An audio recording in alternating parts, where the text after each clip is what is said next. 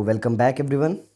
मैं हूं आपका वैभव भैया और आज हम देखेंगे केमिस्ट्री का जो है पहला चैप्टर, बेसिकली साइंस का आपकी बुक का एनसीईआरटी का पहला चैप्टर, जिसका नाम है केमिकल रिएक्शंस एंड इक्वेशन। ठीक है, बट उससे पहले जानना है केमिस्ट्री की होता क्या है। तो कई बार टीचर पहला ही क्वेश्चन पूछता है कि what is chemistry. That is a branch of science in which we study about matters, their compositions, their energy changes, different reactions of that matter. ये सारी चीज़ें क्या करते हैं हम पढ़ते और सीखते हैं। ठीक है, तो ये सब चीज़ें क्या करेंगे हम इस चैप्टर के अंदर देखेंगे। केमिकल रिएक्शंस क्या होते हैं, उनके इक्वेशंस कैसे बनते हैं। ठीक है, ये सारी चीज़ें आपकी इस चैप्टर में पूरी हैं, उनका बैलेंस करना कैसे है और बाकी चीज़ें भी हैं।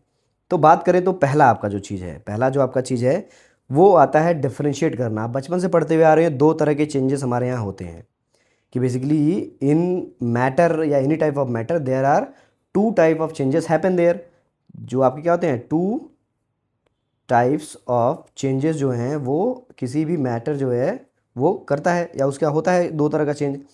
पहला चेंज हम पढ़ते हुए आ रहे हैं बचपन से, जो कि होता है आपका फिजिकल चेंज। ठीक है, और दूसरा चेंज जो होता है वो इस चैप्टर में पढ़ना है, जो कि आपका होता है केमिकल चेंज। तो हम लोग अब इसके बारे में थोड़ा सा डेफिनेशन देखेंगे, सुपरफिशियल तरीके से ही जो है सुपरफिशियली ही देखेंगे, लेकिन इंपॉर्टेंट आपका है। क्यों? क्योंकि इसके बेसिस पे ही सारी चीज़ें आगे हैं। और कई बार अगर आपसे कोई बेसिक क्वेश्चन पूछ देगा, आप उसको नहीं बता पाएंगे, तो आपके लिए बहुत शर्म की बात है। ये चीज़ 10th में आप पढ़ते हैं तो सिंपल सी बात है। फिजिकल चेंज में क्या होता है, पहला अगर डेफिनेशन देखें तो यहाँ पे कोई भी नया सब्सटेंस क्या होता है, कोई भी नया सब्सटेंस यहाँ पे फॉर्म्ड नहीं होता है। लेकिन केमिकल चेंज में ऐसा नहीं होता है। केमिकल में क्या होता है, न्यू, यहाँ पे नए सब्सटेंस क्या करते हैं, ये फॉर्म्ड होते हैं। अब नए सब्सटेंस फॉर्म हो रहा है, यहाँ से एक और चीज़ पता चल रही है, जो कि क्या होते हैं, फिजिकल चेंज में कोई नया चीज़ नहीं बन रहा है। दैट मीन्स क्या होंगे, ये आपके जो होंगे वो चेंजेस ये होंगे आपके रिवर्सिबल। ठीक है, और ये आपका क्या होगा, ये आपका बेसिकली कहलाएगा जो कि रिवर्सिबल। आपका जो ये चेंज यह कहलाएगा, सीधी सी बात है। अब नया सब्सटेंस बन रहा है मतलब इरिवर्सिबल होगा। अब जनरली क्या होते हैं, इनकी फिजिकल प्रॉपर्टीज ही चेंज होती हैं। जैसे इनका शेप चेंज हो गया किसी भी तरीके का, इनकी साइज़ बदल गई, इनका स्टेट ऑफ मैटर बदल गया सॉलिड लिक्विड गैस की तरह से। लेकिन यहाँ पे जो है चीज़ें होती हैं, ऐसे जो हैं चेंजेस होते हैं जो कि क्या होते हैं आपके इरिवर्सिबल होते हैं। और यहाँ पे बेसिकली मास में इनके चेंज हो जाता है, इनकी इनके केमिकल कंपोजिशन का परमानेंट अल्टरेशन हो जाता है। एग्जांपल मैं दूंगा भी आपको, बहुत सारी चीज़ों में नया सब्सटेंस फॉर्म हो जाता है, चेंज इन एनर्जी यहाँ पे इन्वॉल्व होता है। ठीक है, ये सारी चीज़ें क्या होती हैं आपकी केमिकल चेंज के अंदर होती हैं। एग्जाम्पल के बारे में पूछा जाए, यहाँ पे क्या होता है आपका, सिंपल सी बात है, आपका बॉइलिंग ऑफ वाटर कर दीजिए या मेल्टिंग ऑफ आइस कर दीजिए, कटिंग ऑफ पेपर कर दीजिए, ये सब आपके फिजिकल चेंज के अंदर आते हैं। लेकिन केमिकल चेंज क्या होगा, नया सब्सटेंस बन रहा है, कुकिंग ऑफ फूड हो गया आपका, सॉरिंग ऑफ मिल्क, कर्ड का फॉर्मेशन हो गया, केले का पकना हो गया। ठीक है, आप किसी और चीज़ को हीट करेंगे उस तरीके से रस्टिंग हो गया आपका, इस तरीके से। तो ये सारे क्या होते हैं आपके केमिकल चेंज के जो हैं ये एग्जाम्पल्स होते हैं। और बात करें तो आप इसका स्क्रीनशॉट ले सकते हैं, जो कि मैंने डिटेल तरीके से बनाया हुआ है। तो ये आपका है, पहला चीज़ हमने देखा था, क्या देखा था हमने कि यहाँ पे कोई फिजिकल चेंज में नया सब्सटेंस नहीं बनता है, सिर्फ उसकी फिजिकल प्रॉपर्टी चेंज होती है, शेप साइज़ और स्टेट चेंज होता है। जनरली रिवर्सिबल होते हैं, बहुत ही स्मॉल चेंज होता है एनर्जी में, और कोई केमिकल कंपोजिशन में उनके चेंज नहीं होता है। वही example, boiling of water, melting of ice, cutting of paper, dissolution of salt in water. ये कैसे है सर? अरे सॉल्ट तो बनता है, मिलता है इसी से है, इवोपरेशन से ही, सिंपल प्रोसेस है। ये पानी उड़ जाता है, नमक रह जाता है, जो है समुद्र के किनारे इस तरीके से बनते हैं आपके। ठीक है, अब केमिकल इक्वेशन में क्या होता है, केमिकल चेंजेस में इसमें नए सब्सटेंस बन जाते हैं, एक या एक से अधिक, मोर देन वन और वन। इसमें एनर्जी चेंज इन्वॉल्व होता है आपका, यूजुअली इरिवर्सिबल होते हैं, और मास में भी ऑकर होता है चेंजेस बहुत ज़्यादा, परमानेंट अल्टरेशन होती है, और इनके केमिकल कंपोजिशन भी बदल जाते हैं। दही का केमिकल कंपोजिशन अलग होता है, मिल्क का अलग होता है, कच्चे बनाने का जो केले का अलग होता है। इसका जो है आयरन लेंगे तो सिर्फ Fe होता है वो आयरन, लेकिन जब रस्टिंग हो जाएगी उसकी तो FeO3 बन जाएगा। ठीक है, तो इस तरीके से क्या होता है आपका, वो चेंजेस हो जाते हैं। कुकिंग ऑफ फूड आपका एग्जाम्पल है। तो इस तरीके से क्या है, एग्जाम्पल के बारे में आप देखते हुए चलेंगे। अगला आपका आता है जिसके बारे में हम पढ़ेंगे, वो होता है आपका केमिकल इक्वेशन। बेसिकली जो है आपका वो है आपका क्या कहते हैं इसको हम, केमिकल इक्वेशंस होते क्या हैं, हमने पढ़ा अभी। केमिकल इक्वेशंस होता है, आपस में रिएक्शन करते हैं, कुछ नया बन जाता है। तो होते क्या है केमिकल इक्वेशन? तो मैंने सिंपल एग्जांपल दिया है, मैं कि वाटर के बारे में एग्जांपल लीजिए कि देखिए भैया, हाइड्रोजन नाम की एक गैस होती है, जब उनको कंबाइन करते हैं हम ऑक्सीजन नाम की गैस के साथ, तो ये क्या बनता है? वाटर बन जाता है। ठीक है, H2O नाम का जो है, ये जो है प्रोडक्ट बनता है, जो कि वाटर है आपका बेसिकली, इस तरीके से। ठीक है, अब एक और चीज़ यहाँ पे आता है, यहीं पे कहलाता है, एक चीज़ आप ध्यान लीजिए कि ये जो भी दो आपके सब्सटेंस, जो भी दो आपके एलिमेंट कंपाउंड आपस में रिएक्शन करें, उनको हम क्या कहते हैं? रिएक्टेंट्स कहते हैं। और जो रिएक्शन करने के बाद जो बने, वो आपका कहलाता है, वो प्रोडक्ट कहलाता है। ठीक है, ये चीज़ों को ध्यान रखेंगे। ठीक है, और भी चीज़ें हैं, मैं आपको नेक्स्ट स्लाइड में जो उसको बताते चलूँगा, कैसे कैसे कैसे सिम्बलाइज करते हैं, कैसे बताते हैं। अब एक और चीज़ यहाँ पे केमिस्ट्री का खेल देखिए, केमिस्ट्री कितनी इंटरेस्टिंग चीज़ है कि वाटर जो होता है या हाइड्रोजन आपका है, ये क्या करता है? एक फ्लेमेबल सब्सटेंस है, मतलब आग जलाने के काम आता है ये। वहीं पे ऑक्सीजन हेल्प करता है आग जलाने के लिए, लेकिन दोनों को जब हम कंबाइन कर देते हैं तो आग बुझाने वाला सब्सटेंस बन जाता है। कितना इंटरेस्टिंग चीज़ है ये, ध्यान दीजिएगा इस बात को। यही आपका होता है केमिकल चेंजेस के दौरान अल्टरेशन। उनके केमिकल कंपोजिशन चेंज हो गए, उनके मास चेंज हो गए। एक और चीज़ आता है यहाँ, बैलेंसिंग, बैलेंस कर सकते हैं आप, इस तरीके से बैलेंस भी कर सकते हैं। 2 और H2O, हाइड्रोजन क्योंकि 2 है 4 हो जाएगा इस तरीके से, ऑक्सीजन पहले से ही 2 है, वहाँ बैलेंस करना पड़ेगा। तो हम अभी देखेंगे बैलेंसिंग। बेसिकली जान लीजिए, केमिकल इक्वेशंस इस तरीके से होता है, किसको रिएक्टेंट कहते हैं, किसको प्रोडक्ट कहते हैं। रिएक्टेंट क्या होता है? जो भी इक्वेशन, जो भी केमिकल कंपाउंड एलिमेंट आपस में क्या करें? रिएक्शन करें, वो रिएक्टेंट कहलाते हैं। और उन रिएक्शन के बाद जो बन के आता है, वो उसका प्रोडक्ट कहलाता है। Simple as that. आप स्लाइड में देख सकते हैं केमिकल इक्वेशंस के, जो इस तरीके से आपका जो है स्लाइड है वो, जैसे कि यहाँ पे जो दिया हुआ है क्या है, ये आपका हाइड्रोजन गैस है, ऑक्सीजन के साथ रिएक्शन करके ये क्या बनाई, सॉरी ये लिक्विड होगा। ठीक है, जो है इस तरीके से वो वाटर बन के आता है। तो chemical representation of chemical reaction using chemical formula और सिंबल। ये केमिकल इक्वेशन क्या होता है? एक रिप्रेजेंटेशन होता है केमिकल रिएक्शन का, अलग अलग फॉर्मूलाज और सिंबल का यूज करके। सिंपल सी बात, chemical, what is the chemical equation? तो it is a representation of chemical reaction by using some symbols, some formulas and everything. इसे हम कहते हैं केमिकल इक्वेशन। सिंगल एरो का मतलब होता है कि डायरेक्शन ऑफ रिएक्शन दिखाती है, जो कि इरिवर्सिबल होता है। डबल एरो इस तरीके से दिखाया जा रहा है, मतलब रिवर्सिबल रिएक्शन है। प्लस साइन मतलब दो सेपरेट रिएक्टेंट्स आपस में रिएक्ट कर रहे हैं प्रोडक्ट फॉर्म करने के लिए। एस आपका सॉलिड, एल आपका लिक्विड, जी आपका गैस, और एक ही होता है aqueous solution, water soluble base होता है बेसिकली। ठीक है, आगे जाके पढ़ेंगे आप। और एरो इस तरीके से अपवर्ड का मतलब होता है गैस इवॉल्व हुई है, इस तरीके से मतलब प्रिसिपिटेशन फॉर्म हुआ है। अब सर प्रिसिपिटेशन क्या होता है सर? तो सॉलिड पार्टिकल जब भी रिएक्शन में जो पानी में घुल नहीं पाते हैं, वो प्रेसिपिटेट होते हैं, सॉलिड पार्टिकल आपके कहलाते हैं इस तरीके से। तो हम उसको देखेंगे, देखते हुए चलेंगे आगे। ठीक है, अगला काम आता है आपका बैलेंसिंग ऑफ इक्वेशन, बैलेंस करना। ठीक है, कैसे बैलेंस करेंगे? जैसे आपको पास एक सिंपल एग्जांपल दिया हुआ है मैग्नीशियम का, Mg को रिएक्ट करवा दिया है O2 के साथ, बना है यहाँ पे क्या? MgO। अब यहाँ पे आता है आपका लॉ ऑफ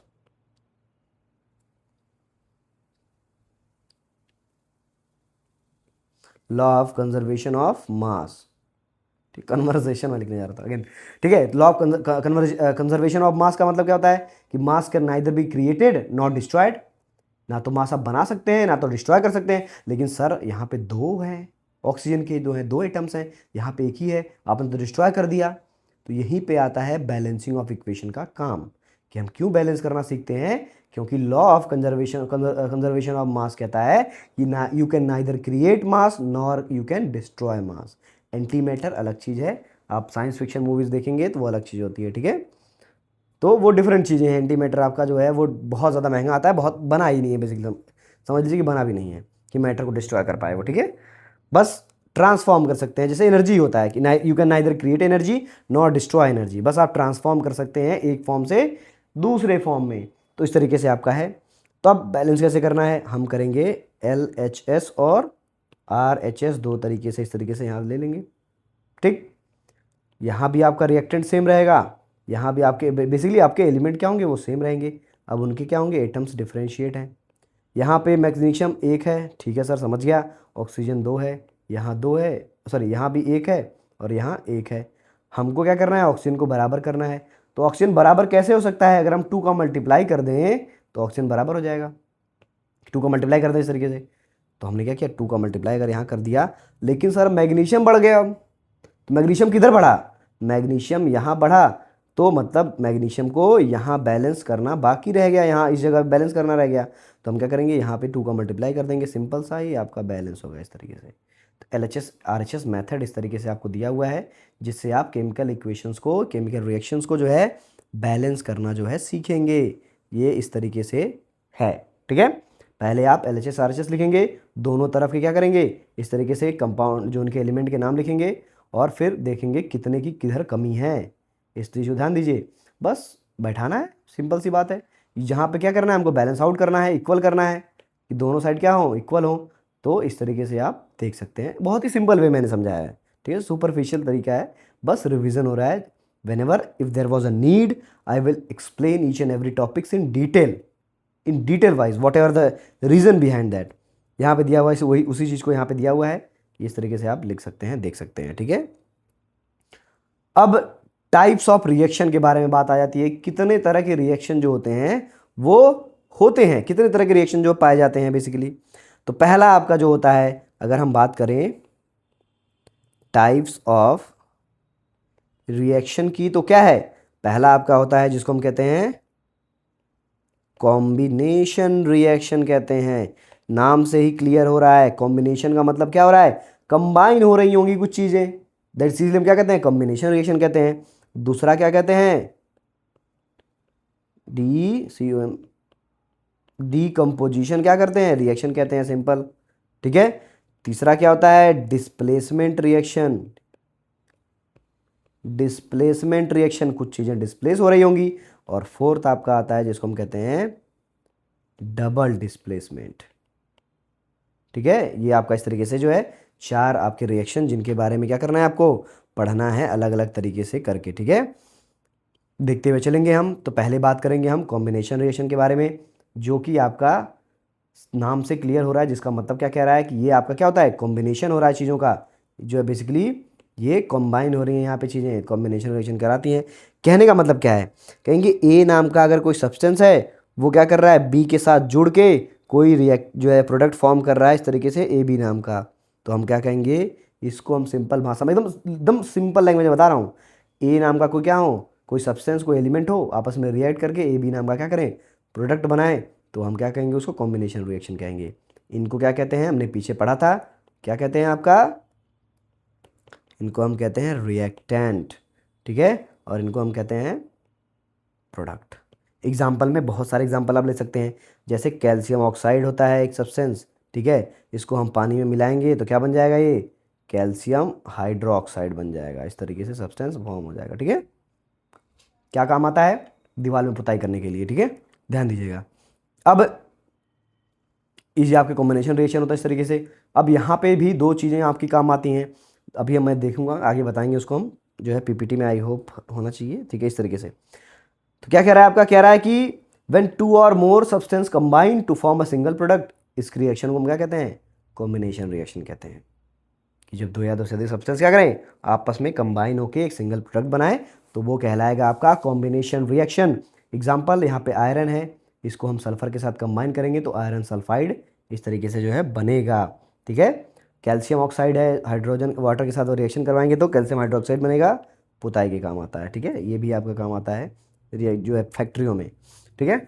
अब इसमें 2 तरह का काम होता है, पहला रिएक्शन होता है एक्सोथर्मिक, दूसरा होता है एंडोथर्मिक। अब ये जानना जरूरी क्यों है, क्योंकि हीट का इवॉल्व होना, या हीट का जो है आगे आप पढ़ेंगे कि कैसे जो है आप केमिकल रिएक्शन को डिफाइन कर पाएंगे, या फिर कह सकते हैं केमिकल रिएक्शन हुआ कि नहीं है, तो वहाँ पे हीट का इवोल्यूशन भी बताया जाता है कि हीट इवॉल्व हुआ कि नहीं हुआ है, तो इस तरीके से बताया जाता है। तो ये जानना जरूरी है बेसिकली, इसीलिए मैं क्या कर रहा हूँ, आपको बता रहा हूँ। तो एंडोथर्मिक एक्सोथर्मिक रिएक्शन क्या कह रहा है कि ऐसा रिएक्शन जिसमें हीट क्या हो रही है, इवॉल्व हो रही है, बाहर निकल रही है हीट, उस रिएक्शन को हम क्या कहते हैं, आपका एक्सोथर्मिक रिएक्शन कहते हैं। सिंपल एकदम से है कि भैया हमने देखा कि एक ऐसा रिएक्शन जिसको करने के बाद, जैसे क्या है, मीथेन है आपका, ऑक्सीजन के साथ हम बर्न करेंगे तो कार्बन डाइऑक्साइड, वाटर और हीट क्या करेगा, निकलेगा। अरे एग्जाम्पल लीजिए सिंपल, पेट्रोल, डीजल, जब भी ऑक्सीजन के प्रेजेंस में क्या होता है, वो बर्न होता है, तो क्या करता है वहाँ पे, कार्बन डाइऑक्साइड गैस निकलती है, कार्बन मोनोऑक्साइड निकलती है कई बार, और वाटर जो है पानी भी निकलता है कई बार नहीं निकलता है, मोस्टली कार्बन मोनोऑक्साइड, और हीट का इवोल्यूशन होता है कि हीट वहाँ से इवॉल्व होगी, आग निकलेगी, हीट निकलेगी, इसीलिए क्या होता है, वो हीट का इवोल्यूशन ही बताता है उसको यहाँ पे जो है रिएक्शन हुआ है और एनर्जी मिली है हमको, हम गाड़ी चला पाते हैं अपनी, सिंपल सी बात है। अगला रिएक्शन आता है एंडोथर्मिक। एंडोथर्मिक कहता है कि ऐसा रिएक्शन जिसको होने के लिए हीट एब्जॉर्ब हुई है, इसको हम एंडोथर्मिक रिएक्शन कहते हैं, सिंपल सी बात है। कैल्शियम कार्बोनेट को हम हीट करेंगे तो कैल्शियम ऑक्साइड बनेगा, कार्बन डाइऑक्साइड हवा में उड़ जाएगी, यही चूना है। हाइड्रोक्साइड मिलाया हमने कैल्शियम कार्बोनेट, उसकी पपड़ी फॉर्म किया, और वहाँ से जैसे ही धूप पड़ी उड़ गया, कैल्शियम ऑक्साइड रह गया, और आपका जो है कार्बन डाइऑक्साइड गैस उड़ गई बाहर, ठीक है। इस तरीके से क्या होता है, रिएक्शन होता है। बेसिकली पानी वहाँ पे है, वो अलग चीज़ है। तो हमने देखा कॉम्बिनेशन रिएक्शन क्या होता है, जिसमें एक से अधिक सब्सटेंस आपस में कंबाइन होके एक सिंगल प्रोडक्ट फॉर्म करे, ऐसे रिएक्शन को हम कॉम्बिनेशन रिएक्शन कहते हैं, सिंपल भाषा में एकदम। अगला आपका आता है, अगला हमने पढ़ा था, क्या होता है वो, डीकम्पोजिशन रिएक्शन। सिंपल चीज है कि एक सिंगल कंपाउंड क्या करे, ब्रेक हो जाए दो या दो से अधिक सब्सटेंस में, दो या दो से सिंपलर सब्सटेंस में क्या करे, कोई कंपाउंड ब्रेक हो जाए, डिकम्पोजिशन कहते हैं इसको ही। जैसे कैल्शियम कार्बोनेट है CaCO3, क्या हुआ, कैल्शियम ऑक्साइड में टूट गया, कार्बन डाइऑक्साइड में टूट गया, सिंपल सी बात है, हीट करने पे। तो यही क्या हो गया आपका कॉम्बिनेशन रिएक्शन का क्या है, एग्जाम्पल हो गया, सिंपल सी बात है। समझ आया भैया आपको, तो ध्यान देंगे इस सारी चीज़ों को, ठीक है। तो अब यहाँ पे हीट क्या हुई, जो है वो जरूरी, उसको जरूरत थी हीट की, तभी वो रिएक्शन हो पाया। इलेक्ट्रोलिसिस है, वाटर को हमने क्या किया, इलेक्ट्रिसिटी से इसका इलेक्ट्रोलिसिस कराया, तो हाइड्रोजन अलग ऑक्सीजन अलग, एक एनोड पे जाएगा जो नेगेटिव है आपका ऑक्सीजन, कैथोड पे आपका पॉजिटिव है, जो टर्मिनल पे अलग अलग जो है वो जाएंगे आपके, इस तरीके से जो है सब्सटेंस है, ठीक है। तो ये आपका कहता है, क्या कहता है, डिकम्पोजिशन रिएक्शन कहलाता है, जिसमें एक सिंगल कंपाउंड ब्रेक हो जाता है दो या दो से अधिक सिंपलर सब्सटेंसेस में। ध्यान दीजिएगा, बस डेफिनेशन याद करना है और कुछ नहीं। रिएक्शन पूछ देगा, पूछेगा कॉम्बिनेशन है कि डिकम्पोजिशन है, तो जैसा हमने पढ़ा है सिंपल सा, अगर दो सब्सटेंस आपस में कंबाइन हो रहे होंगे, इस तरीके से मिल रहे होंगे और सिंगल प्रोडक्ट बना रहे होंगे, तो कॉम्बिनेशन रिएक्शन होगा। एक सिंगल कंपाउंड ब्रेक डाउन हो गया दो में अलग अलग में, तो डिकम्पोजिशन रिएक्शन होगा, सिंपल सी बात है। यहाँ दो तरह के प्रोसेस होते हैं, एंडोथर्मिक और एक्सोथर्मिक। एंडोथर्मिक हीट इन्वॉल्व होती है, हीट चाहिए ताकि रिएक्शन हो, एक्सोथर्मिक में रिएक्शन होने के बाद हीट इवॉल्व होती है, बाहर निकलती है, इतना ही डिफरेंस है आपका, ठीक है। अगला आपका जो रिएक्शन आता है, इसको हम कहते हैं जो है डिस्प्लेसमेंट रिएक्शन, ठीक है। बेसिकली क्या कह रहा है वो आपका होता है डिस्प्लेसमेंट रिएक्शन, ठीक है। ये आपका क्या कहलाता है, अगला चीज है। डिस्प्लेसमेंट रिएक्शन क्या कह रहा है कि एक ऐसा रिएक्शन होता है बेसिकली जिसमें आपका जो सब्सटेंस होता है वो higher reactive substance lower reactive substance को क्या करता है, जो है वो हटा देता है अपने उसमें से, क्या कहते हैं आपका जो है सब्सटेंस में से, क्या करता है उसको रिमूव कर देता है, that's what call displacement reaction. अभी मैं एग्जांपल दे रहा हूँ आपको, ज़्यादा क्लियर होगा। सिंपल सी बात है, क्या कहूँ मैं कि इस तरीके से अगर आपके पास ए सब्सटेंस है और ये आपके पास BC सब्सटेंस है, तो ये क्या करेगा, जो आपका ए सब्सटेंस है वो ज़्यादा रिएक्टिव है बी से, तो क्या करेगा, बी को रिमूव कर देगा और बना लेगा AC, और बी को धक्का मार के भगा देगा, भाग साला यहाँ से, ठीक है, इस तरह से भगा देगा। तो ये तुम्हारा क्या कहलाता है, डिस्प्लेसमेंट रिएक्शन कहलाएगा, कि कोई एक सब्सटेंस ए नाम का जो कि इस कंपाउंड के प्रेजेंट बी सब्सटेंस से ज़्यादा रिएक्टिव है, तो क्या करेगा वो उस कम रिएक्टिव वाले को धक्का मार के भगा देगा और अपने जो है क्या करेगा, यहाँ पे कॉम्बिनेशन फॉर्म कर लेगा, और इसी को हम कहते हैं डिस्प्लेसमेंट रिएक्शन। तो यहाँ पे आपका काम आता है बेसिकली रिएक्टिविटी सीरीज का।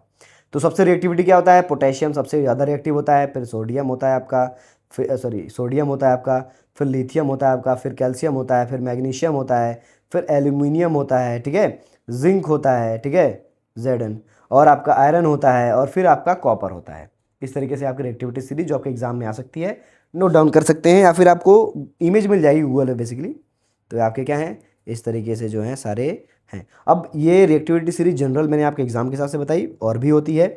ऐसे देखा जाए तो पोटेशियम पहले है सबसे ज़्यादा रिएक्टिव, फिर सोडियम, फिर कैल्शियम, फिर मैग्नीशियम, फिर एल्यूमिनियम, फिर आपका जिंक, फिर आयरन, फिर लेड आता है, उसके बाद आपका आता है हाइड्रोजन, और आई थिंक उसके बाद आता है आपका हाइड्रोजन के बाद हाँ कॉपर, फिर मरकरी, फिर आपका आता है सिल्वर एजी ऑगमेंटम, और औरम आता है आपका गोल्ड। ये जाता है सबसे कम रिएक्टिव, इसीलिए सोने की चीज़ें क्या हैं, बहुत पॉपुलर है भैया। हमको सोने की चीज़ पहननी है। क्यों पहननी है? क्योंकि रिएक्शन नहीं करता है वो, ठीक है। रिएक्शन करता तो दिक्कत होती, ठीक है, और वो लोहे के जैसा ऑक्सीडाइज होकर रिएक्शन करके वो खराब हो जाता। लोहा रिएक्शन आया, इसीलिए सोना और चांदी रिएक्शन कम करते हैं, और इसीलिए लंबे समय तक चलते हैं, लोग पहनते हैं उन्हें। इन्हीं रिएक्टिविटी सीरीज की बदौलत उनको बताया गया है। तो हमने देखा, सिंपल सी बात है, जैसे क्या है, ये आपका जो सब्सटेंस है जो है ज़्यादा रिएक्टिव है बी कंपाउंड से, तो क्या करेगा, वो नया कंपाउंड फॉर्म कर लेगा एसी के साथ, बी को धक्का मार के भगा देगा। एग्जाम्पल जैसे क्या है, यहाँ पे जिंक जो है और कॉपर सल्फेट का सॉल्यूशन है, तो हमने देखा रिएक्टिविटी सीरीज में जिंक ज़्यादा रिएक्टिव है कॉपर से, तो क्या करेगा, कॉपर को हटा देगा। कॉपर सल्फेट जो होता है ब्लू कलर का होता है, जैसे ही वो क्या करेंगे, हम उसमें जिंक डालेंगे तो वो क्या हो जाएगा, ग्रीनिश कलर का हो जाएगा, जो कि बनाएगा ZnSO4, जिंक सल्फेट जो है बनाएगा, और कॉपर आपका अलग हो जाएगा पीपीटी के फॉर्म में, सॉलिड पार्टिकल्स नीचे बैठ जाएंगे। इस तरीके से आपका रहता है। और यहाँ पे अब एक क्वेश्चन आता है कि क्या सर हम उसको उल्टा करा सकते हैं कि जिंक है यहाँ पे और कॉपर है, और जिंक वाले हम कॉपर डाल दें, कॉपर का डाल देंगे, कुछ होगा? तो नहीं होगा। हमने क्या सीखा कि ज़्यादा रिएक्टिव ही कम रिएक्टिव को हटाता है, कम रिएक्टिव कभी नहीं हटा पाएगा ज़्यादा रिएक्टिव को। तो अगर इसको रिवर्स कर दें, जैसे कॉपर को हम जिंक के साथ रिएक्शन करवाएंगे तो कोई रिएक्शन होगा ही नहीं, ठीक है। लेकिन कॉपर को हम जब सिल्वर के साथ रिएक्शन करवाएंगे, यहाँ पे क्या अभी, यहाँ पे बेसिकली यहाँ भी कोई चेंज नहीं होता है, सिल्वर भी डिस्प्लेस नहीं होता है आसानी से, ये एक्सेप्शन कह सकते हैं आप, ठीक है। अगला कॉन्सेप्ट आता है डबल डिस्प्लेसमेंट का, ठीक है। अगर अगला हमें कॉन्सेप्ट देखूं, जिसका कॉन्सेप्ट का नाम क्या है, वो कहलाता है डबल डिस्प्लेसमेंट, ठीक है, रिएक्शन ये कहलाता है। अब डबल डिस्प्लेसमेंट में सर नाम से कुछ कुछ क्लियर हो रहा है, ये कुछ तो समझ में आ रहा है, कुछ तो होगा।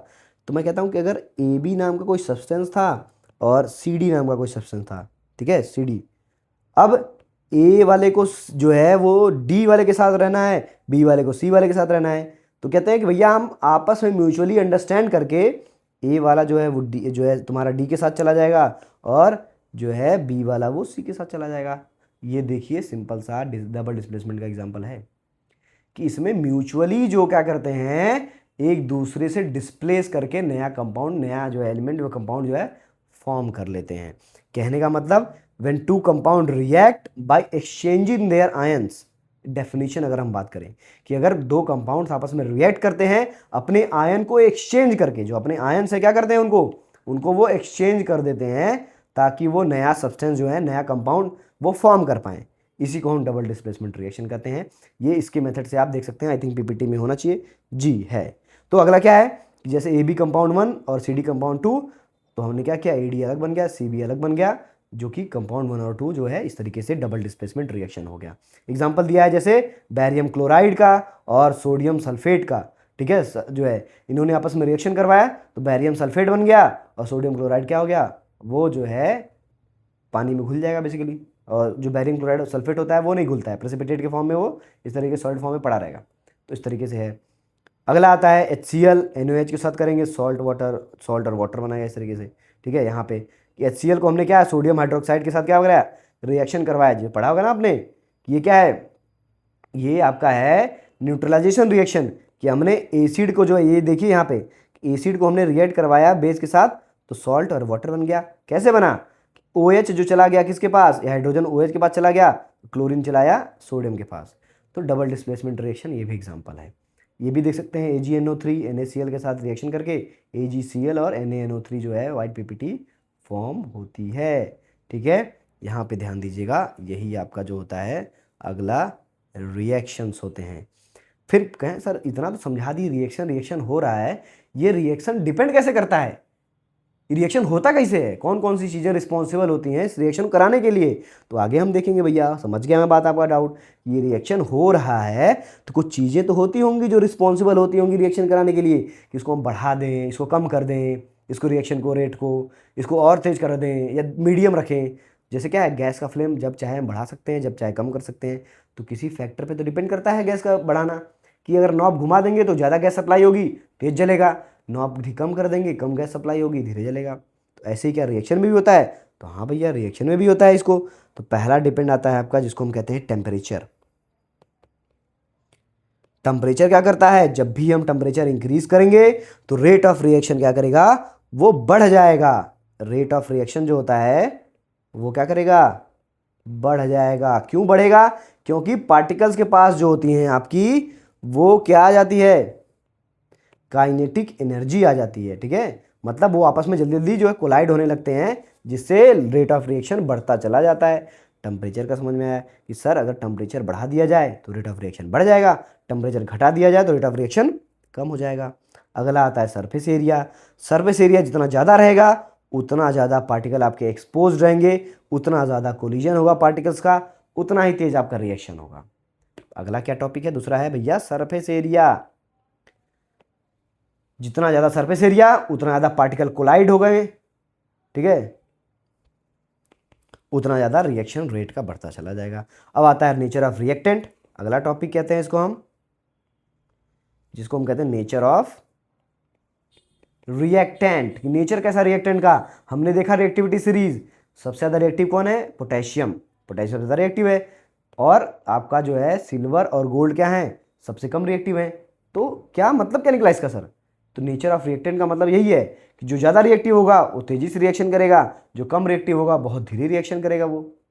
तो हमने तीन चीज़ देखी, टेम्परेचर बढ़ाने पे रिएक्शन बढ़ जाएगा, टेम्परेचर घटाने पे रिएक्शन कम हो जाएगा, सरफेस एरिया इंक्रीज करने पे कोलिजन ऑफ पार्टिकल इंक्रीज हो जाएगा, तो मतलब रेट ऑफ रिएक्शन भी इंक्रीज हो जाएगा।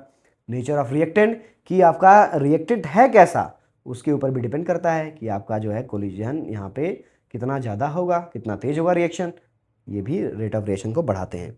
अगला एक चीज़ तो मैं भूल ही गया, जिसको हम कहते हैं कंसंट्रेशन। कंसंट्रेशन क्या करता है? जितना ज़्यादा कंसंट्रेशन रहेगा उतना ज़्यादा तेज ऑफ रिएक्शन होगा तुम्हारा, सिंपल सी बात है। हायर कंसंट्रेशन हायर रिएक्शन करवाएगा, ठीक है, सिंपल सी बात है। और अगला आता है, एक और टॉपिक छूट गया है आपका, कैटलिस्ट कहते हैं इसको हम। कैटलिस्ट क्या होता है सर? ये तो नया सुनने को मिल रहा है कुछ। कैटलिस्ट क्या होता है? एक ऐसा, जैसे मान लीजिए आपके दोस्त में लड़ाई हो रही हो। एक कहानी है कि मैं रोड से जा रहा था तो दो लोग आपस में बहुत देर से बहस कर रहे थे, फिर जाके मैंने उनसे जो उनको समझाया, तब जाके मारपीट हुई और झगड़ा शांत हुआ। वही काम है कैटलिस्ट का, ठीक है, कि भैया आपको कोई दोस्त चिढ़ा रहा है, तीसरा जब तक पिन नहीं मारेगा तब तक लड़ाई नहीं होगी जो चिढ़ाने वाले से, जब तक तीसरा उसके अंदर इन्वॉल्व नहीं हुआ। तीसरे ने जैसे आपकी मजा लिया, आप क्या करेंगे? उसे लड़ बैठेंगे। वही कैटलिस्ट है कि ये क्या करता है? ये सिंपल रेट ऑफ रिएक्शन को जो है इंक्रीज कर देता है। क्या करता है? रेट ऑफ रिएक्शन को इंक्रीज कर देता, बढ़ा देता है रेट ऑफ रिएक्शन को। उसी को हम कैटलिस्ट कहते हैं कि the substance, the elements, the compounds which increases the rate of reaction, that's what called catalyst. तो ये आपकी सारी चीज़ें थी जिसके बेसिस पे डिपेंड करता है। आप देख सकते हैं पीपीटी, स्क्रीनशॉट ले सकते हैं, आराम से पढ़ लीजिएगा आराम से। कंसंट्रेशन क्या? जितना ज़्यादा कंसंट्रेशन होगा उतना पार्टिकल्स को वॉल्यूम मिलेगा, उतना फ्रिक्वेंट कोलिजन होगा और उतना फास्टर रिएक्शन होगा। जैसे एक बड़ा सा टब लीजिए, एक बाल्टी लीजिए और गिलास लीजिए। बाल्टी में एक चम्मच चीनी डालिए, ग्लास में एक चम्मच चीनी डालिए।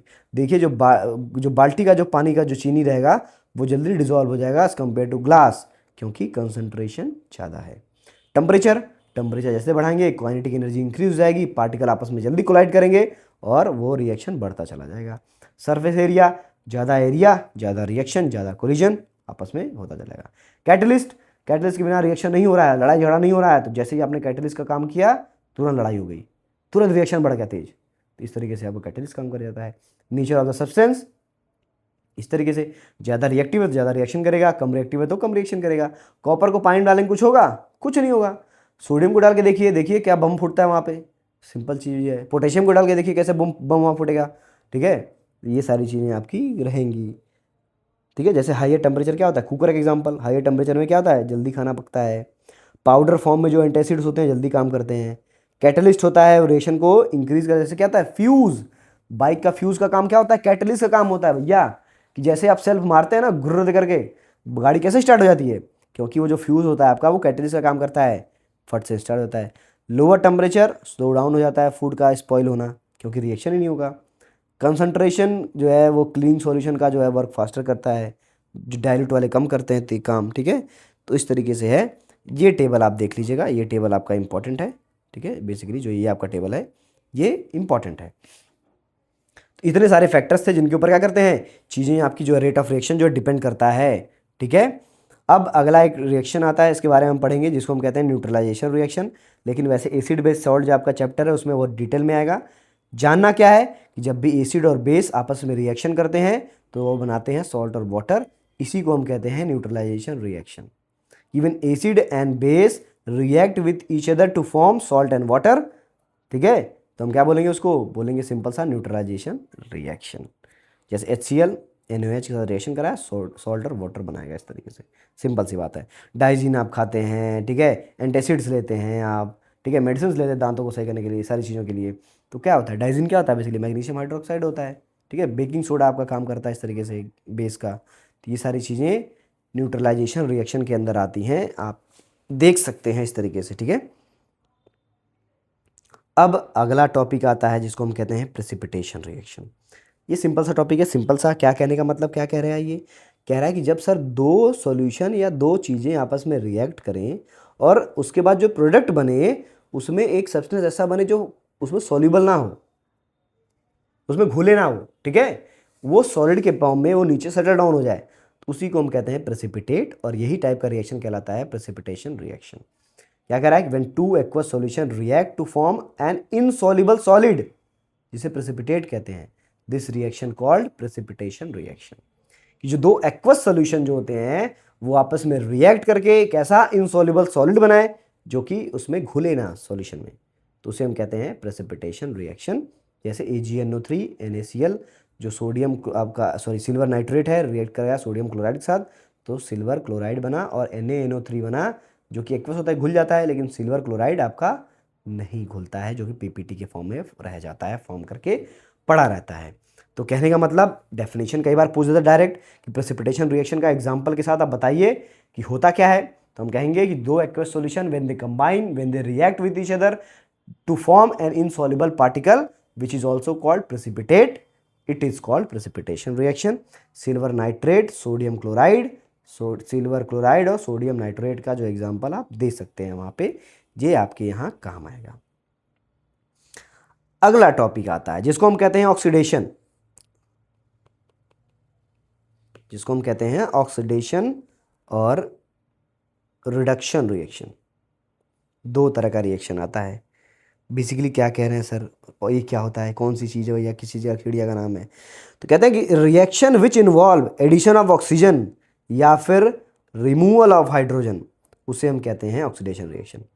कि ऑक्सीजन क्या हो रहा हो, ऑक्सीजन ऐड हो रहा हो, या हाइड्रोजन क्या हो रहा हो, रिमूव हो रहा हो, इन दोनों टाइप के रिएक्शन को हम क्या कहते हैं, ऑक्सीडेशन। तो इस तरीके से आपका जो है, इस तरीके से रिएक्शन है जिसमें क्या होगा, ऑक्सीजन का एडिशन होगा, ऑक्सीजन का रिडक्शन होगा और रिमूवल ऑफ हाइड्रोजन होगा, तो ऑक्सीडेशन रिएक्शन कहते हैं। सर रिडक्शन रिएक्शन क्या होता है, इसी का उल्टा कर दीजिए कि हाइड्रोजन क्या हो रहा हो, ऐड हो रहा हो, या फिर ऑक्सीजन जो है वो रिमूव हो रहा हो, तो इसको रिएक्शन को हम क्या कहते हैं, रिडक्शन रिएक्शन कहते हैं।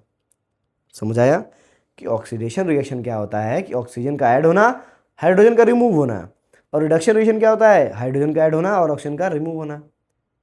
क्लियर, सिंपल सी बात है। अब यही किसी इक्वेशन में दोनों एक साथ हो रहे हो तो इन्हीं को हम कहते हैं रेडॉक्स रिएक्शन। कि किसी इक्वेशन में अगर ये दोनों काम एक साथ हो रहे हो तो हम क्या बोलेंगे उसे, कि भैया क्या हो रहा है, ये रिडॉक्स रिएक्शन हो रहा है। एग्जाम्पल बताइए सर क्या होता है इसका, करके देखते हैं। कि हाइड्रोजन सल्फाइड को हम रिएक्शन करवाएंगे जब भी क्लोरीन के साथ, तो क्या बनेगा, ये HCl बनता है और यहाँ पे सल्फर अलग हो जाएगा। तो कई सर समझ नहीं आया क्या हुआ, हमने कहा हाइड्रोजन का रिमूवल, या फिर हाइड्रोजन का रिमूवल क्या कहलाता है, वो कहलाता है ऑक्सीडेशन कहलाता है। तो देखिए यहाँ हाइड्रोजन क्या है, सल्फर से क्या है, वो गायब हो गया है, ध्यान दीजिएगा। सल्फर के पास हाइड्रोजन है ही नहीं, तो सल्फर मतलब क्या हुआ है, ये ऑक्सीडाइज्ड हुआ है, ठीक है, मतलब यहाँ ऑक्सीडेशन रिएक्शन हुआ है। क्लोरीन देखिए, क्लोरीन के पास नहीं है, तो हाइड्रोजन जो है क्या, क्लोरीन के पास जाके ऐड हो गया है, मतलब ये क्लोरीन क्या हुआ है, वो रिड्यूस्ड हुआ है। अब यहाँ पे एक और काम आता है, जो है रिड्यूसिंग एजेंट और ऑक्सीडाइजिंग एजेंट, जो कि एग्जाम में नहीं है, आपके बोर्ड से हटा दिया गया है। ठीक है, बता देंगे कमेंट सेक्शन में, अगर आपको डाउट हो तो बता देंगे, कोई दिक्कत नहीं। ठीक है, आपको अगर जानना हो तो बेसिकली। ठीक है, अभी क्या जानना है कि ऐसा रिएक्शन जिसमें ऑक्सीजन ऐड हो, हाइड्रोजन रिमूव हो, इसे ऑक्सीडेशन रिएक्शन कहते हैं। और रिडक्शन क्या होता है कि हाइड्रोजन ऐड हो, ऑक्सीजन रिमूव हो, तो रिडक्शन रिएक्शन कहते हैं। और दोनों साथ में हो रहा हो, मतलब ऑक्सीजन भी रिमूव हो रहा हो, ऑक्सीजन भी रिमूव हो रहा हो, या हाइड्रोजन ऐड हो रहा हो, ऑक्सीजन रिमूव हो रहा हो, तो हम क्या बोलेंगे उसको, ये आपका रिडॉक्स रिएक्शन हो जाएगा। कि जिस रिएक्शन में ऑक्सीडेशन और रिडक्शन दोनों चीज़ें हो रही हों, तो हम बोल देंगे उसको रिडॉक्स रिएक्शन। ठीक है, ये एग्जाम्पल हमने इसका दे दिया। ठीक है, अब यहाँ पे डेफिनेशन है, आप देख सकते हैं, इसका एग्जाम्पल आप ले सकते हैं ऑक्सीडेशन रिएक्शन का, स्क्रीनशॉट ले लीजिएगा अगर पढ़ना होगा आपको। ठीक है, अब अगला टॉपिक आपका आता है जिसको हम कहते हैं कोरोजन। ठीक है, आई थिंक पीपीटी बना, ठीक है जी। तो कोरोजन का मतलब क्या होता है कि एक स्लो प्रोसेस होता है जिसमें मेटल्स धीरे धीरे क्या करते हैं, ऑक्सीजन के साथ रिएक्शन कर करके डिकॉय हो जाते हैं, डिस्ट्रॉय हो जाते हैं। इसी को हम कहते हैं कोरोजन, सिंपल सी बात है। जैसे आयरन का रस्ट होना, ये आयरन एक बार रस्ट हो गया तो दोबारा आयरन नहीं बन पाता है, खत्म हो जाएगा। यही क्या होता है, रस्टिंग का जो है रीजन होता है, यही आपका कोरोजन कहलाता है। कि एक slow process in which metals react with oxygen, ठीक है, टू फॉर्म देयर ऑक्साइड्स। ठीक है, मेटल ऑक्साइड्स। ठीक है, बाय द प्रेजेंस ऑफ, कह सकते हैं आप, एयर, मॉइस्चर और एनीथिंग, एसिड और anything like that, this is what called corrosion. Simple सी बात है, it was as simple as that, simple सी बात है। रस्टिंग ऑफ आयरन इस तरह के एग्जांपल है कि रिएक्शन करता है। प्रिवेंट कैसे करते हैं, दो तरीके आपके पास हैं, पहला गैल्वेनाइजेशन है और दूसरा इलेक्ट्रोप्लेटिंग है। ठीक है, इलेक्ट्रोप्लेटिंग क्या होता है, सिंपल सी बात है सर, इलेक्ट्रोप्लेटिंग का काम होता है कि हम क्या करेंगे, इलेक्ट्रोप्लेटिंग में एक मेटल की जो है लेयर दूसरे के ऊपर क्या करेंगे, हम डिपॉजिट कर देंगे, या जो कम रिएक्टिव होगा उसकी लेयर एक ज़्यादा रिएक्टिव के ऊपर डिपॉजिट कर देंगे, इलेक्ट्रोप्लेट कर देंगे, या एलॉय बना देंगे उसका। ठीक है, इस तरीके से हम बता सकते हैं। गैल्वेनाइजेशन होता है, जिंक की कोटिंग कर देंगे, जिंक का क्या करें, जिंक की कोटिंग कर देंगे किसी मेटल के ऊपर, बेसिकली लोहे के ऊपर की जाती है। आप अपने साइकिल का जो रिन होता है वो देख सकते हैं, या बाइक का जो होता है, चमकता क्यों रहता है, रिएक्शन वो बना तो लोहे से ही है, अब एलॉय आ गया है, लेकिन पहले रिन हुआ करते थे, साइकिल में अभी भी हैं। तो क्या है, वो बना तो तुम्हारा एलॉय से ही मोस्टली रहता है, लेकिन कई बार लोहा रहता है, जिसको रस्टिंग से बचाने के लिए जिंक की कोटिंग कर दी जाती है ताकि वो रिएक्शन ना करे। अब जिंक क्या होता है, एक बहुत बढ़िया एग्जाम्पल, यहाँ पे एग्जाम्पल आपको शुरू में दिया हुआ है कि जिंक जो होता है वो जैसे ही रिएक्शन करता है ऑक्सीजन के साथ, तो जिंक ऑक्साइड की क्या करता है, एक लेयर बना लेता है मेटल के ऊपर, और इसके फर्दर जो होता है वो रिएक्शन नहीं हो पाता है, इसीलिए आगे का अंदर का बाकी का मेटल बच जाता है, इसीलिए जिंक की कोटिंग की जाती है। फिर पेंट कर सकते हैं, यहाँ आप ग्रीस का इस्तेमाल कर सकते हैं इस तरीके से। अगला टॉपिक आता है रेंसिडिटी कहते हैं, एग्जाम्पल में क्वेश्चन पूछता है कि रेंसिडिटी क्या होता है, एक ऐसा प्रोसेस जिसमें जो आपके फूड में प्रेजेंट ऑयल और मॉइस्चर्स होते हैं, या ऑयल होते हैं बेसिकली, वो मॉइस्चर्स या फिर ऑक्सीजन के साथ रिएक्ट करके, एयर के साथ रिएक्ट करके वो क्या करते हैं, फूड को डिकॉय कर देते हैं, एंटीऑक्सीडेंट बना देते हैं, ठीक, खराब कर देते हैं बेसिकली। ठीक है, रैंसिड कर देते हैं। इसी रिएक्शन को हम क्या कहते हैं, इसी चीज़ को रैंसिडिटी कहते हैं। कि जो है यहाँ पे दिया हुआ ना कि oil and fats react with oxygen and get oxidise and turn rancid, खराब हो जाते हैं, and this process is called rancidity. कि ऑयल के साथ रिएक्शन करना ऑक्सीजन का, मॉइस्चर का, एयर में प्रेजेंट ऑक्सीजन का, ताकि वो खराब हो जाए। जैसे एग्जांपल फ्रिज का आप एग्जांपल ले सकते हैं, अभी फ्रिज के बाहर खाना रखिए, खराब हो जाएगा, फ्रिज में रखेंगे नहीं खराब होगा, क्योंकि वो रिएक्शन कम कर पा रहा है। टेम्परेचर क्या करता है, स्लो डाउन कर देता है प्रोसेस को, रिएक्शन के। एक और का एग्जांपल लीजिए, नमकीन है, बिस्किट है, खाना आपने खाया, मस्त डब्बा खोल के छोड़ दिया, मॉइस्चर लगा, वो ख़राब हो गया, उसका जो कुरकुरापन चला गया, फिर आपकी धुनाई होगी मम्मी से, ठीक है, कुटाई कायदे से होगी आपकी, तो अगली बार डब्बा बंद करके रखेंगे। क्यों डब्बा बंद करके रखना है, क्योंकि रिएक्शन करता है ऑक्सीजन के साथ, वो चीज़ें खराब हो सकती है, फफूंदी लग जाएगा वहाँ पे। ये आपके थे पूरे चैप्टर का जो टॉपिक। कुछ क्वेश्चन है PYQs, जैसे यहाँ पे दिया हुआ पहला क्वेश्चन कह रहा है कि state any 3 observation which help you to determine whether chemical reaction has taken place. कि कुछ रिएक्शन जो है, 3 ऑब्जर्वेशन बताने हैं कि जिससे हो कि रिएक्शन हुआ है। तो ऑब्जर्वेशन कोई भी इनमें से 3 ले सकते हैं, चेंज ऑफ स्टेट हुई हो, चेंज ऑफ कलर हुआ हो, इवोल्यूशन ऑफ गैस हुआ हो, या चेंज ऑफ टेम्परेचर हुआ हो। इनमें से कोई भी 3 आप मेंशन कर सकते हैं, तो हम वहाँ पे बता दिया जाएगा कि यहाँ पे जो है रिएक्शन हुआ है। जैसे जिंक ग्रेन्यूल है, डाइल्यूट HCl क्या है, इसके ऊपर हम डालेंगे तो यहाँ पे हाइड्रोजन गैस का इवोल्यूशन होगा। पता कैसे करेंगे सर, बर्निंग कैंडल लेके आएंगे, आपके टेस्ट ट्यूब के पास जो है तो पॉपअप साउंड के साथ बर्न करेगा, जो कि बताता है कि वहाँ पे हाइड्रोजन गैस का इवॉल्व हुआ है। अगला क्वेश्चन क्या कह रहा है कि mention 3 veg by which usual chemical reaction can be made more informative, कि 3 तरीका बताइए जिससे एक यूजुअल केमिकल रिएक्शन को हम और ज़्यादा इन्फॉर्मेटिव बना पाएँ। तो पहला काम क्या है, बैलेंस रखेंगे हम, ताकि कितना रिएक्टेंट है कितना प्रोडक्ट है वो इक्वल हो सके, पता चल सके। दूसरा है उनके फिजिकल स्टेट्स को मॉनिटर करके, सॉलिड कहाँ है, एक्वस कहाँ है, ये लिक्विड क्यों लिखा हुआ है, गैस क्यों लिखा हुआ है, एग्जाम्पल देखिए आप लिखेंगे, 3 मार्क्स में दिया हुआ है। मॉनिटर करेंगे हीट चेंज को, एंडोथर्मिक है एक्सोथर्मिक है, वो बताएंगे कि हीट इवॉल्व हुई है, कहाँ पे हीट इन्वॉल्व हुई है। ये सारी चीज़ें को हम मेंशन करके हम किसी भी केमिकल इक्वेशंस को ज़्यादा इन्फॉर्मेटिव बना सकते हैं। फिर यहाँ दिया हुआ अगला क्वेश्चन कह रहा है कि यहाँ पे एक रिएक्शन दिया हुआ है, कह रहा है कि name the gases produce in the above equation. तो कौन सी गैस बनी, ऑक्सीजन एंड नाइट्रोजन डाइऑक्साइड बनी आपकी, सिंपल सी बात है। बैलेंस करना है केमिकल इक्वेशन को, तो यहाँ पे बैलेंस करके देखा हुआ है, आप जो है LHS और RHS के हिसाब से बैलेंस कर लेंगे। फिर कह रहा है टाइप ऑफ केमिकल रिएक्शन, देखो क्या हो रहा है, एक सब्सटेंस टूट के 2 या 2 से अधिक बन रहा है, तो डिकम्पोजिशन रिएक्शन है। क्लियर, सिंपल सा बात है। अगला आपका आता है, अगला कह रहा है कि एक क्वेश्चन है, कह रहा है कि when hydrogen gas burn in presence of oxygen water is formed and water is electrolysed then hydrogen oxygen gas are produced. ये किस तरह के रिएक्शन है फर्स्ट केस में, और किस तरह के रिएक्शन है सेकंड केस में। तो पहले में कंबाइन हो रहा है कॉम्बिनेशन रिएक्शन, दूसरे में डिकम्पोजिशन हो रहा है, सिंपल सी बात है।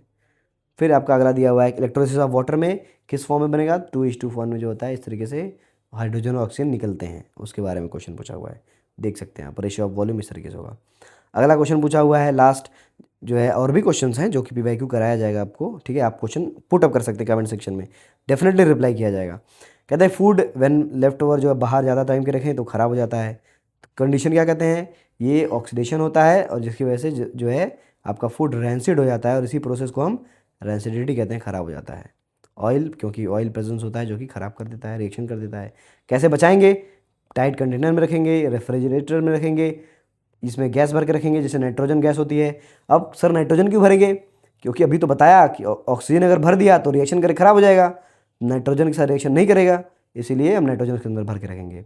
और एंटीऑक्सीडेंट का इस्तेमाल करेंगे प्रिवेंट करने के लिए। कभी देखा है मम्मी लोग जब भी अचार बनाती है उसमें क्या डालते हैं, ऑयल डालते हैं, नमक डालते हैं, ये एंटीऑक्सीडेंट्स होते हैं, रिएक्शन कम होने देते हैं, ठीक है। तो बच के रहता है, ज़्यादा दिन तक अचार आप कंज्यूम कर पाते हैं। लेकिन उसी अचार को आप खुले में रख दीजिए, देखिए ख़राब हो जाएगा, फफूंद लग जाएगा उसमें। तो इस तरीके आपका चैप्टर था, कुछ क्वेश्चन हमने देखा। आई होप डाउट आपके क्लियर हुए होंगे, और इसी तरीके से वीडियो को देखते रहिए। कोई डाउट हो तो आप कमेंट सेक्शन में पूछ सकते हैं, रिप्लाई किया जाएगा। या फिर कोई और चैप्टर पे आप वीडियो चाहते हैं जिसके ऊपर आपको डाउट हो, समझ ना आ रहा हो, तो डेफिनेटली प्रोवाइड किया जाएगा। तब तक के लिए मुस्कुराते रहिए, पढ़ते रहिए, डेफिनेटली पढ़ते रहिए, आपका एग्ज़ाम्स आ रहे हैं।